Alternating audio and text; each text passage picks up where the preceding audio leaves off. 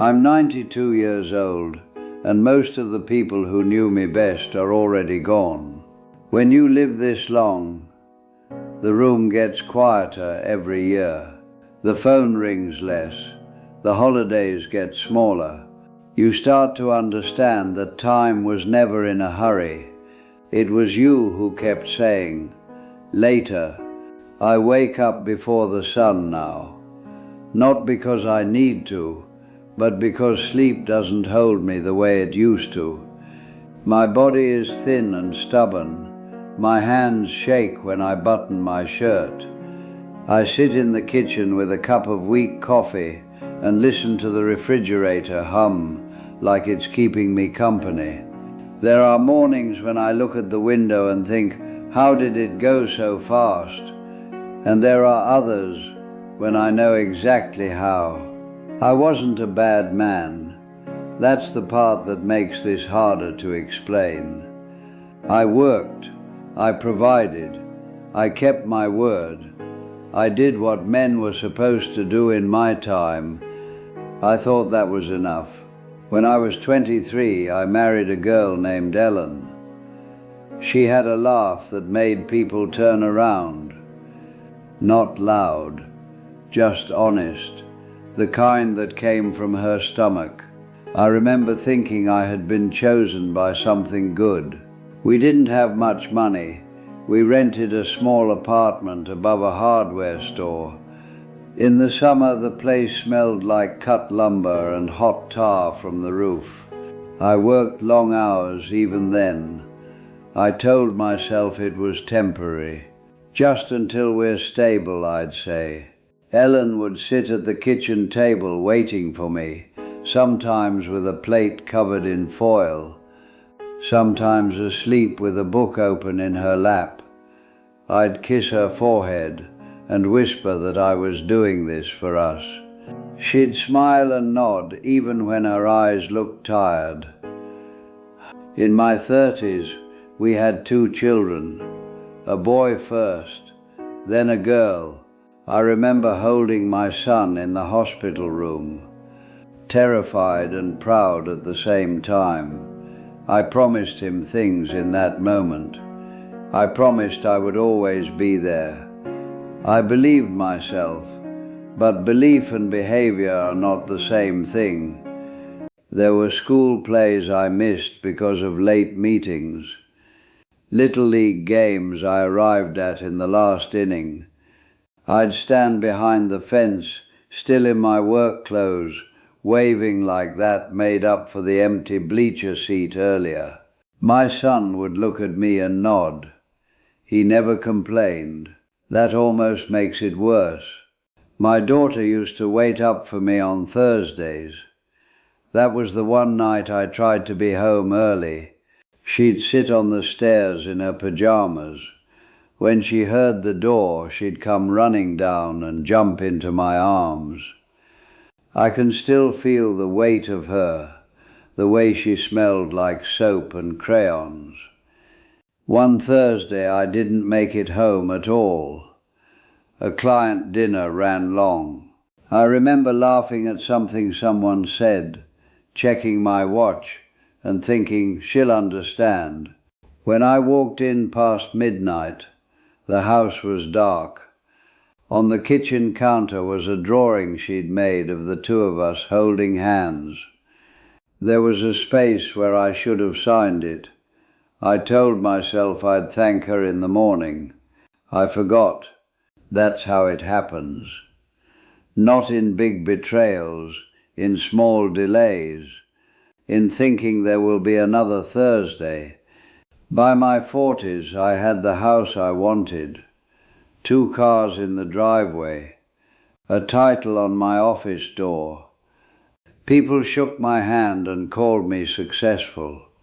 I wore good suits. I had a watch that felt heavy on my wrist. Ellen stopped laughing as much. It wasn't sudden, just less often. She became quieter at dinner. The kids talked to her more than to me. I told myself it was natural. They're closer to their mother, I'd say to co-workers. One night she asked me to sit with her on the porch. I remember the way the screen door creaked. She said, "I miss you." Not angry, not accusing, just tired. I told her I was right there. She shook her head a little and looked out at the street. "No," she said, "you're not." I wish I could tell you I changed that night. I didn't. I worked even harder. I thought if I could just secure everything, college funds, retirement, promotions, then I would finally relax. Then I would be present. I kept pushing life into the future like it was a meeting I could reschedule. The kids grew up in front of me, and somehow without me. From the outside we were a good family, but inside something was thinning out. In my late 50s, a heart attack slowed me down. Lying there, I realized I'd lost the warmth of shared moments. The easy conversation you only get when you've been paying attention. Ellen held my hand and I could feel how small hers had become. The doctor said I was lucky. I went home determined to be different. But for a while I was. But you can't rebuild 20 years with a few good intentions. My children had their own lives. Our conversations were careful, like stepping around furniture in a dark room. Then Ellen got sick. Quiet at first, then not quiet at all. I watched the woman who once ran with laughter become thin and pale. One evening she looked at me and said, "We had a good life." I wanted to argue. I wanted to confess. I wanted to say I should have been there more, that I should have listened when she said she missed me. But what came out was, yes, we did.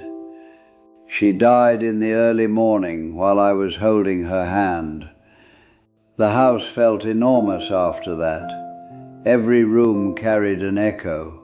I would walk past the porch and remember that night she told me I wasn't really there. I would stand in the kitchen and see the ghost of a little girl with a drawing I forgot to sign. Grief at my age is not dramatic, it's steady. It's making one cup of coffee instead of two. It's reaching across the bed and finding cold sheets.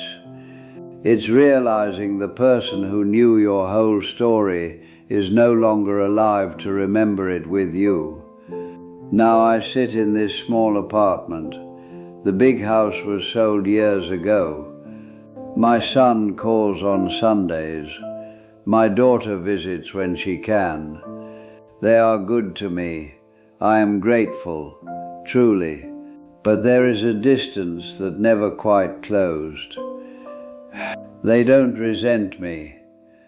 That would almost be easier. They just built their lives without expecting me in the front row. And I can't blame them. When you're young, you think life falls apart because of big mistakes. Affairs, addictions, cruel words you can't take back. Those things happen, yes, but more often it fades because you assumed there would be more time to sit on the porch, more time to watch the whole game, more time to sign the drawing. You keep choosing what feels urgent over what is important, and the urgent things get done. The important ones wait quietly. They don't complain. They just shrink. At 92, there is no illusion left. I don't have decades to make it up to anyone. I have mornings and afternoons. I have memories that arrive uninvited. Some of them are beautiful. Some of them sting. If you're listening to me and you're still in the middle of your life, I won't tell you to quit your job or move to the countryside. Life isn't that simple. We all have responsibilities. We all need to earn a living. I will only tell you this: when someone you love says, "I miss you," don't argue with them. Don't explain. Sit down, turn toward them, ask what they mean, and then listen. There is a cost to being admired by strangers and absent with your own family. You don't see the bill until much later. By then, the payment is time, and time does not accept apologies. I have photographs on my dresser. Ellen in her 20s, smiling into the wind. My son holding a baseball bat too big for his hands. My daughter with missing front teeth, grinning at the camera. I study those pictures now, the way a man studies a map of a place he once lived. I was there, but I was also somewhere else in my head, always planning, always chasing the next milestone. 92 years is a long stretch. I have watched technology change the world. I have held my grandchildren and felt something close to redemption. And still, if I could step back into one ordinary Thursday evening, I would. Not to fix everything, just to sit on those stairs a little longer, to sign my name at the bottom of that drawing, to let my daughter know that nothing at the office mattered more than the sound of her feet running toward me. You don't waste your life all at once. You waste it in pieces, in postponements, in the quiet belief that love will wait patiently until you're less busy. Sometimes it does, sometimes it doesn't. I am not telling you this to frighten you. I am too old for drama. I am simply a man who did many things right and one thing wrong for too long. I thought presents could be deferred. It can't. If this meant something to you, sit with it for a moment. Then go find the person who would miss you if you were gone. Not tomorrow, today. Because one day you'll be 92, sitting in a quiet kitchen, listening to a refrigerator hum, and you'll realize the only things that ever truly mattered were the ones you almost postponed. And by then, the house will already be still.